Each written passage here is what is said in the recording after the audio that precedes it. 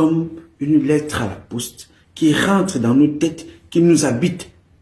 Mais les gens sont tétanisés. C'est-à-dire que les rires crispés, personne ne bouge. Et ce que je vous dis est tellement grave que c'est ça qui fait dans le problème que nous avons dans la société. C'est-à-dire ne pas savoir encourager ce qui est bon parce qu'on a toujours peur des a priori. Si je me lève là, que la première dame ne sait pas lever, non, je ne sais pas ce que ça prend.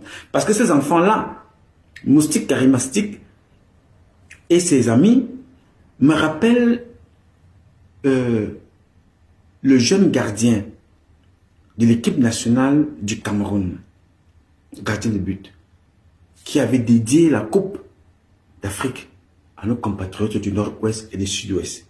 Et regardez depuis qu'il a fait ça, et regardez ce que c'est devenu. Personne d'autre, aucun membre du gouvernement, aucun artiste en dehors de Valsero qui croupit aujourd'hui en prison. Personne ne relève. Oui, il y a une autre, Lady Ponce, qui essaye un peu de rappeler aux gens que nous sommes un peuple. Mais les politiques ont passé leur temps à nous diviser.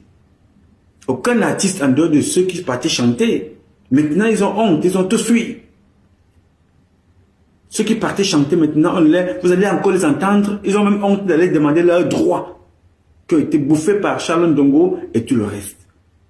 Donc, je voulais partager ça avec vous. Mais avant, je vais vous montrer ce qui fait la différence.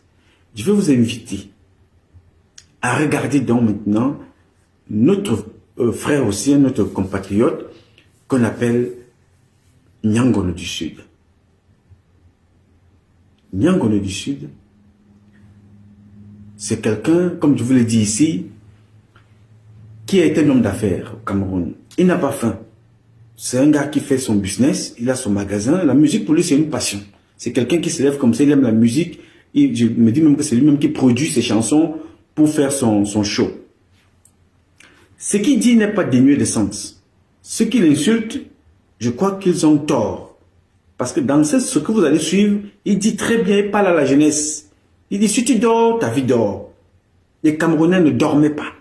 La jeunesse africaine ne dormait pas. Mais il le dit avec ses mots. Et vous allez donc comprendre comment Chantal Biya se lève est crémousse. Toute la salle est debout. Les femmes qui sont à côté, les gardes du corps, tout le monde est là. Les gardes du corps suivent même le chanteur pour venir l'encourager, pour venir danser avec Chantal Biya. Je veux tout simplement, avant de continuer ce propos, vous montrer comment est-ce que la population interprète ces deux messages. Il y a celui qui joue le bouffon sans l'être, hein, c'est-à-dire qu'il est dans son style, c'est-à-dire qu'on aime ça. C'est-à-dire que là, on gesticule, on crémousse, et puis chacun se libère. Mais là où le message est profond, dit avec, dans cette forme d'humour de Jean-Michel Cancan, on riait, mais le message était profond, parce que nous le vivons encore à présent. Je vais continuer ce commentaire avec vous. Je vous invite à écouter notre compatriote Nyangono. Écoutez et regardez. Cameroun, l'Afrique, le monde célèbre Nyangono du Sud. Nyangono du Sud. Il est là. Nyangono du Sud.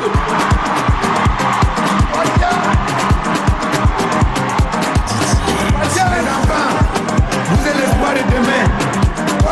C'est une bande de soutiens. Parole de Nyangono, de Lion du Sud. C'est ça. Ça a déjà commencé, ça a déjà commencé. Voilà ça, voilà ça. Ça a déjà commencé, ça a déjà commencé. Ça a déjà commencé. C'est ça.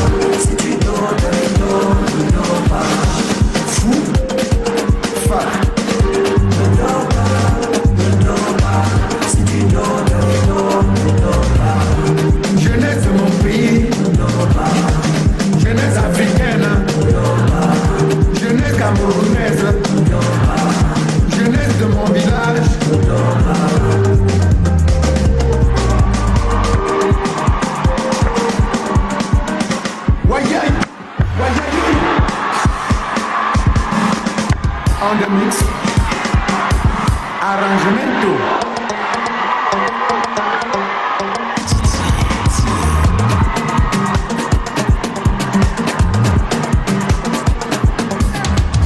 Ça a commencé, ça a déjà commencé.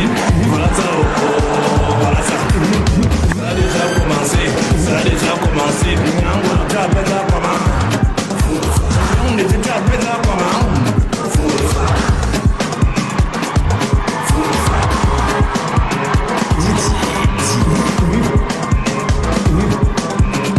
Voilà ça, oh, oh, voilà ça. Sabitim, Wayayui, Yonga, Commencer, commencer, commencer, commencer.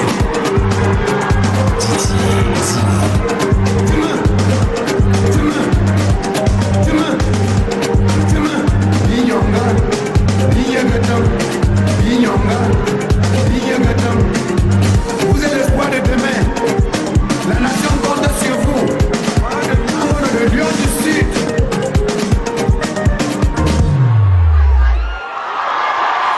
Waouh, waouh, waouh, waouh, waouh! Waouh! Nyangono du Sud! Waouh! Standing ovation pour Nyangono du Sud! Mais comment ce phénomène est arrivé? Bien. Vous avez donc vu la salle en effervescence. Là, nous retrouvons notre première dame, bien que pas en forme, mais elle est debout. La salle est debout. Toutes les femmes derrière sont debout.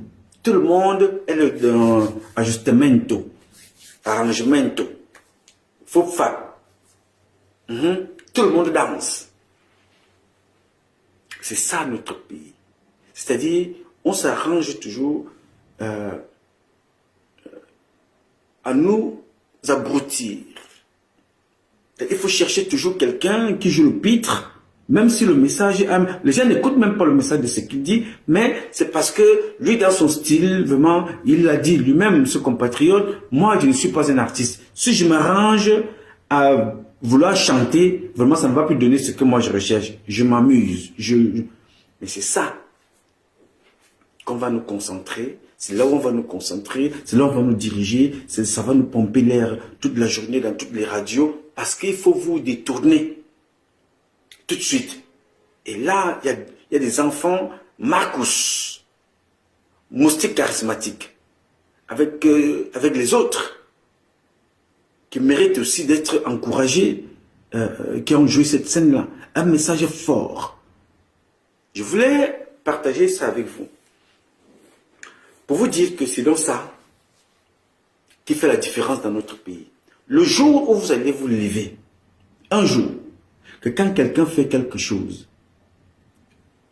il n'est pas de ton village, il n'est pas de ton église, il n'est pas de ta religion, il n'est pas de ta région, il n'est pas de ton sexe masculin ou féminin, il n'est pas ta copine, il n'est pas ton oncle, membre de ta famille.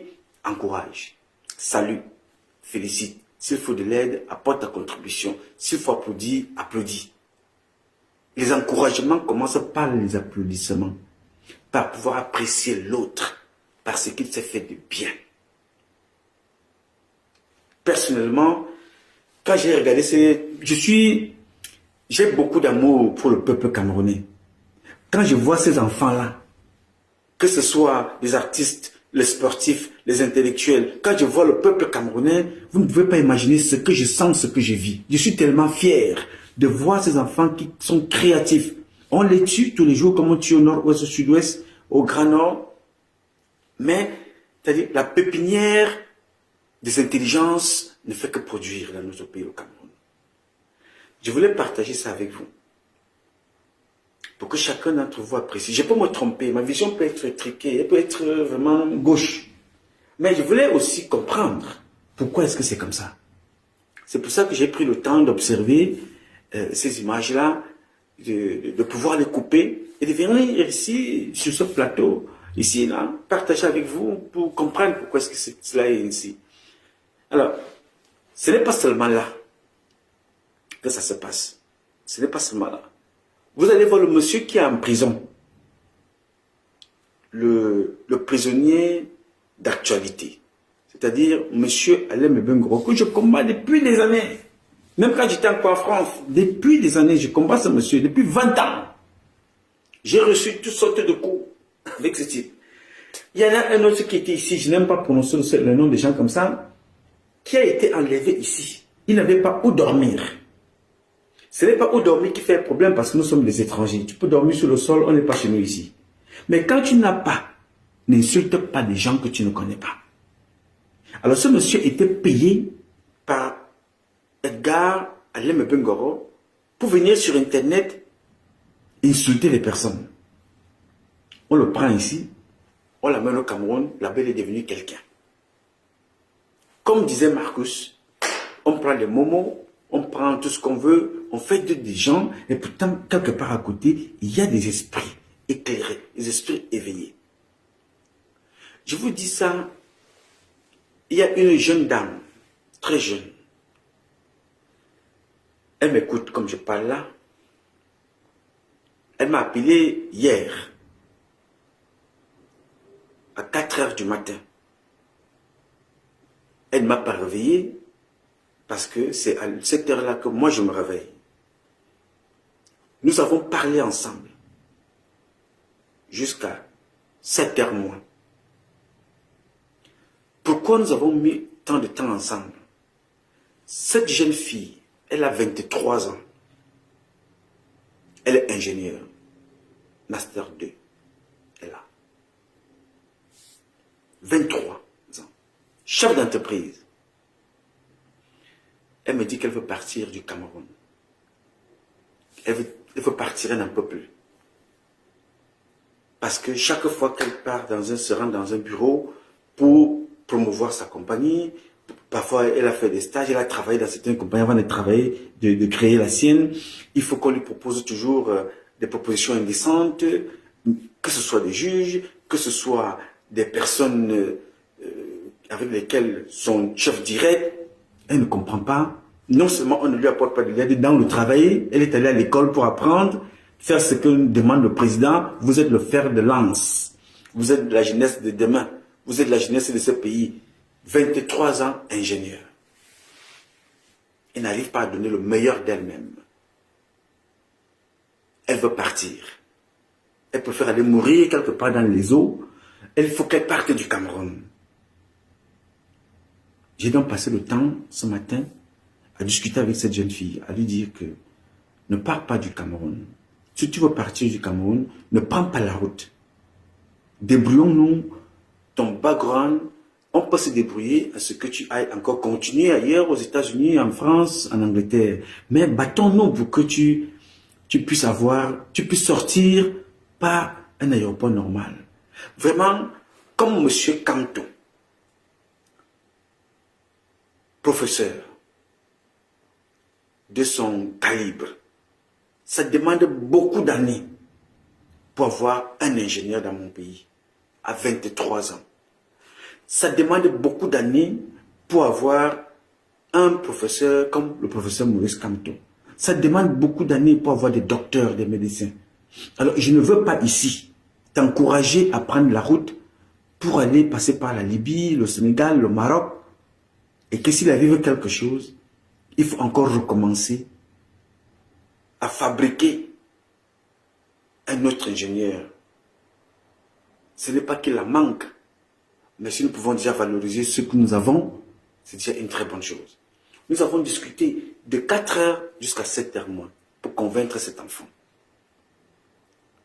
Je vous partage ça pour vous dire comment ce système fait tout pour broyer la jeunesse camerounaise et toujours nous attirer pour tout ce qui est, comme les Européens nous emploient, nous exploitent, c'est-à-dire que pour savoir que noir est noir, vraiment, le noir c'est toujours danser. C'est-à-dire que pour connaître que tu es un noir, il faut danser. Il faut jouer au football. Sortir de là, ça commence à montrer la tête que non, il y a le racisme se manifeste. Dès que tu vas te démarquer, dis que non, un noir n'a pas le droit d'être intelligent. On commence à te traiter de tous les noms. Et c'est exactement ce qui se passe au Cameroun. Ce n'est pas une histoire de Bamileke, de Bassa, de Douala ou de Béti. Je vous l'ai dit ici que les plus pauvres dans mon pays sont dans le sud et le centre. Vous ne pouvez pas imaginer. Parfois, des enfants qui ont des diplômes, que vous posez la question, ils sont même allés à l'école, c'est-à-dire, ça veut dire que les bébés qui ont encore même le lait, ils ne savent même pas encore, mais des diplômés. Ils vont travailler où?